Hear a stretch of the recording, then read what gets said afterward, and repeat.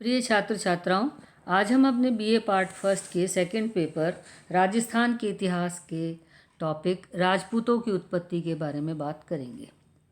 राजस्थान के इतिहास में जहां हमें प्रागैतिहासिक कालीन सभ्यता के अवशेष मिले, सिंधु सरस्वती सभ्यता के अवशेष मिले हैं, वहीं राजस्थान में जो मध्यकालीन शासन है उस समय हम एक जाति का वर्चस्व देखते हैं जो कि राजपूत कहलाती है। राजपूत शब्द प्राचीन भारत में नहीं था। इसकी शुरुआत हमें मध्य भारत में मिलती है और राजस्थान के जितने भी शासक थे उन सब शासकों को कॉमनली राजपूतों के नाम से पुकारा जाता था, इसलिए इस काल को राजपूत काल कहा जाता है। राजपूतों की उत्पत्ति कैसे हुई, इसको लेकर के विभिन्न इतिहासकारों ने अलग अलग मत दिए हैं। राजपूतों की उत्पत्ति का सबसे ज़्यादा प्रसिद्ध जो मत है जिसकी वजह से राजपूतों के बारे में बात हुई, और वह मत है चंदरबरदाई, जिसने कि पृथ्वीराज रासो नामक ग्रंथ लिखा था।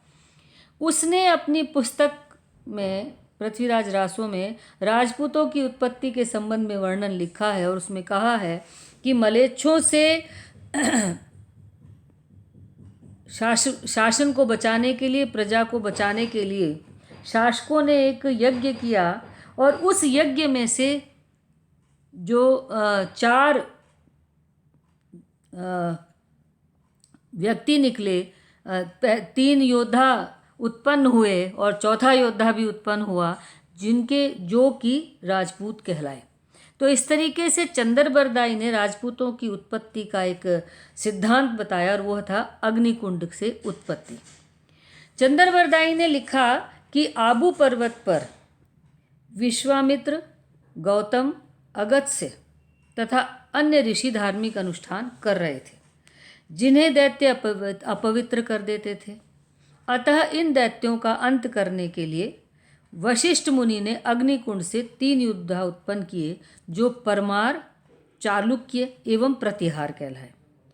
और जब ये तीनों रक्षा करने में समर्थ नहीं हुए तो ऋषि वशिष्ठ ने चौथा योद्धा उत्पन्न किया जो चहमान कहलाया, जिसने दैत्यों को मार भगाया और इस प्रकार राजपूतों की उत्पत्ति हुई। यहाँ दैत्यों से तात्पर्य मुस्लिम आक्रांताओं से है। तो चंदरबरदाई ने मुसलमानों से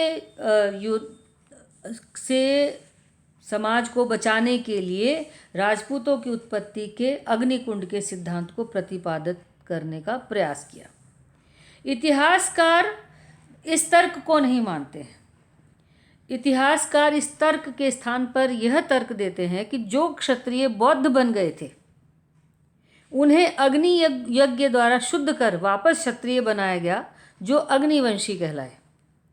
दूसरे तर्क में यह माना गया कि आदिवासी भील, मीणा आदि को यज्ञ द्वारा शुद्ध कर क्षत्रिय बनाया गया।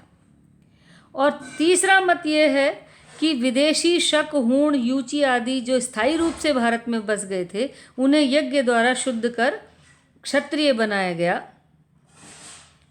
चौथा तर्क ये है कि अग्निहोत्री ब्राह्मणों ने पूजा छोड़कर शस्त्र उठाए क्योंकि ब्राह्मण आपातकाल में शस्त्र ग्रहण कर सकता था, इसलिए वे अग्निवंशी कहलाए।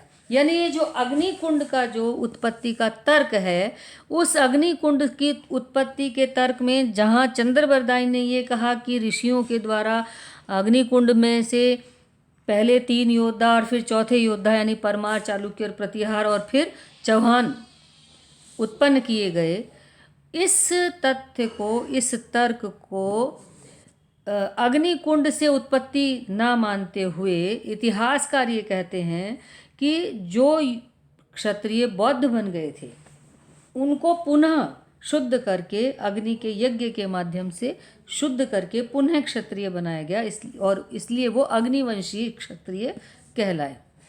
कुछ इतिहासकार कहते हैं कि आदिवासी भील और मीणा जो हैं उनको यज्ञ के द्वारा शुद्ध कर क्षत्रिय बनाया गया, तो वे भी वो अग्नि के माध्यम से शुद्ध किए गए।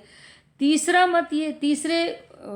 मत के अनुसार इतिहासकार ये कहते हैं भारत पर समय समय पर शक, हूण, यूची, यूनानी आदि विदेशी जातियों ने आक्रमण किया और वे भारत आकर स्थायी रूप से बस गए और भारतीय समाज का अंग बन गए। तो यज्ञ द्वारा उनको शुद्ध करके क्षत्रिय बनाया गया, इसलिए ये अग्निकुंड से इनकी उत्पत्ति हुई। कुछ इतिहासकार ये कहते हैं कि ब्राह्मणों ने, जो अग्निहोत्री ब्राह्मण थे, उन्होंने पूजा छोड़कर शस्त्र धारण किया, इसलिए वो अग्निवंशीय क्षत्रिय कहलाए। अतः ये माना जा सकता है कि अग्नि यज्ञ द्वारा शुद्धता के कारण ये अग्निवंशीय क्षत्रिय कहलाए, किंतु अग्निकुंड से उत्पत्ति निर्मूल मानी जाकर स्वीकार्य नहीं है। अगला मत है राजपूतों को विदेशी बताने वाला तर्क। भारत में समय समय पर कई विदेशी जातियां आई और यहीं पर स्थायी रूप से बस गईं।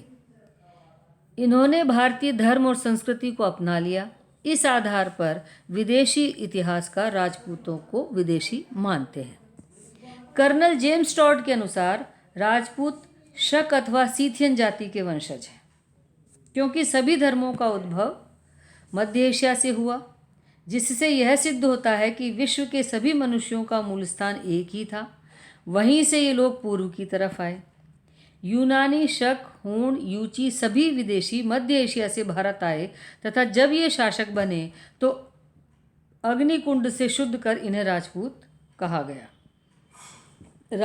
इसके साथ ही वो ये तर्क भी देते हैं कि राजपूतों के रीति रिवाज शक, सीथियन और हूणों से मिलते हैं, जैसे अश्व पूजा, अश्वमेध, अस्त्र शिक्षा, अस्त्र पूजा, सुरा के प्रति अनुराग, भाटों की प्रथा, समाज में स्त्रियों की स्थिति।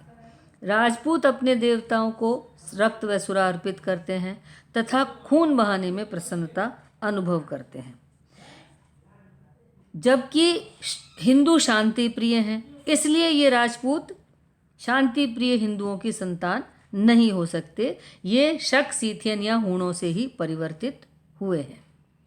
B.A. स्मिथ का मानना है कि राजपूत जाति अचानक 8वीं तथा 9वीं शताब्दी में प्रकट हुई, अतः राजपूत हूणों की संतान है। विदेशी गुर्जरों ने गुजरात जीतकर अपने नाम पर उसे गुजरात पुकारा। इसी प्रकार हूणों ने भारतीय परंपरा को अपनाकर राजस्थान को अपना घर बना लिया। विलियम क्रुक के अनुसार राजपूतों का उद्भव शक या कुषाण आक्रमणों के समय हुआ था। कुषाणों ने बाद में ब्राह्मण धर्म स्वीकार कर लिया तथा वीरता के कारण वे राजपूत कहलाए।